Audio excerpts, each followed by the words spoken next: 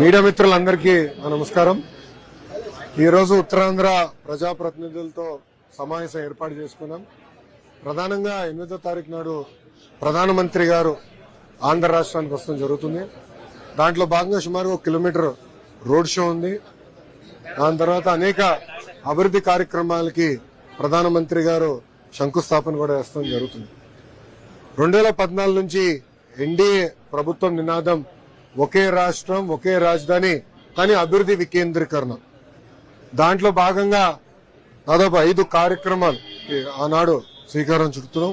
మొదటిది నక్కపల్లిలో bulk drug park కోసం శంకుస్థాపన చేస్తున్నాం. ఇంకో పక్కన ఎన్టీపీసీ గ్రీన్ ఎనర్జీ దాదాపు 70,000 కోట్ల పెట్టుబడితో ఉత్తరాంధ్రలో ఆ ప్లాంట్ రాబోతుంది. నెల్లూరుకు వచ్చేగల మన చెన్నై విశాఖపట్నం ఇండస్ట్రియల్ కారిడార్ లో క్రిస్ సిటీ కృష్ణపట్నంలో ఒక నోడ్ కేంద్ర ప్రభుత్వం మనకి శాంక్షన్ చేసింది, నిధులు కూడా కేటాయించింది. ఆ నోడ్ వల్ల అనేక పెట్టుబడులు వస్తాయి, లక్షలాది మందికి ఉద్యోగాలు కూడా కల్పించగలుగుతాం. సో ఆ నోడ్ కూడా శంకుస్థాపన చేస్తాం జరుగుతుంది. ఇంకో పక్కన నేషనల్ హైవే ఆధ్వర్యంలో అనేక కార్యక్రమాలు చేపడతాం జరుగుతుంది.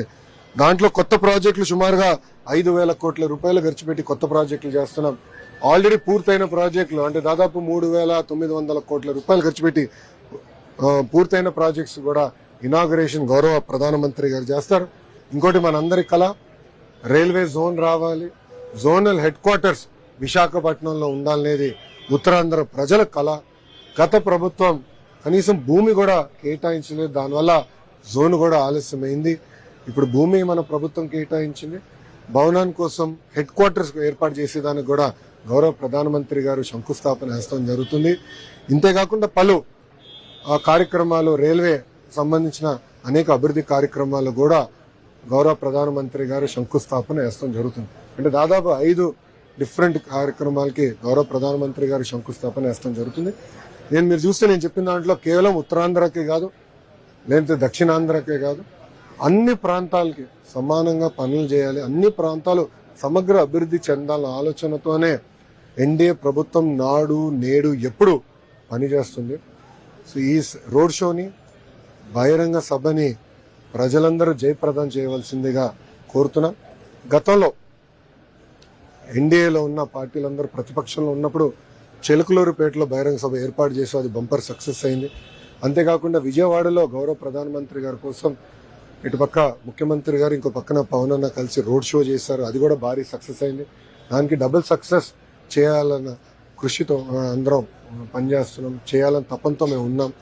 సో మేము అందరం కృషి చేస్తామని వాళ్ళందరూ తెలుపుకుంటూ ప్రజలు కూడా స్వచ్ఛందంగా రండి, ప్రధానమంత్రి గారికి అండగా మనం నిలబడదాం. ఎందుకంటే గత బడ్జెట్లో కూడా ఆంధ్ర రాష్ట్రానికి ప్రత్యేక కేటాయింపులు ఎన్డీఏ ప్రభుత్వం చేసింది. ముందు ఇంకా చాలా మనం కూడా అనేక కార్యక్రమాలు చేసుకోవాల్సిన అవసరం ఉంది. దారి తప్పిన రాష్ట్రాన్ని సరైన దారిలో పెట్టాల్సిన బాధ్యత మనందరిపైన ఉంది. ఇప్పటికీ చాలా అప్పుల పాలైపోయాం. గత ప్రభుత్వం చేసిన అప్పులు వడ్డీ కట్టేదానికే చాలా ఇబ్బందులు ఎదుర్కొంటున్నాం. సో కేంద్ర ప్రభుత్వం సహకారం చాలా చాలా అవసరం. పెద్దలు అన్నట్టు పోలవరం కోసం ఇప్పుడు 2,000 కోట్ల రూపాయలు నిధులు ఇస్తాం జరిగింది. కేటాయింపులు కాదు, డైరెక్ట్ శాంక్షన్ చేశారు, అకౌంట్కి వచ్చినాయి. నిర్వాసితులకి దాదాపు 900 కోట్ల రూపాయలు వాళ్ళ బ్యాంక్ అకౌంట్లో నిన్న ఎన్డీఏ ప్రభుత్వం కూడా వేస్తాం జరిగింది.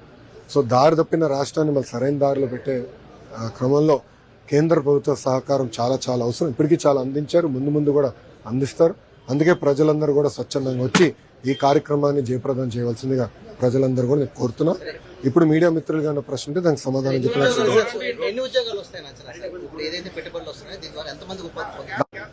ఉద్యోగాలు ఉపాధి కల్పించడానికి అవకాశం ఉంది. దాదాపు మనకి అది ఏజెన్సీ 1 కిలోమీటర్ ఉంటుంది. దత్ ఐలాండ్ దగ్గర నుంచి వంటెల్ నుంచి ఆంధ్ర యూనివర్సిటీ వరకు 900 మీటర్స్, రఫ్లీ 1 కిలోమీటర్ రోడ్ షో ఉంటుంది. ఆంధ్ర యూనివర్సిటీలో బహిరంగ సభ 2 సైడ్స్ ఉంటాయి. సుమన్ టీవీలో మీ పర్సనల్ అండ్ బిజినెస్ ప్రమోషన్స్ కోసం కింది నెంబర్కి కాంటాక్ట్ చేయండి.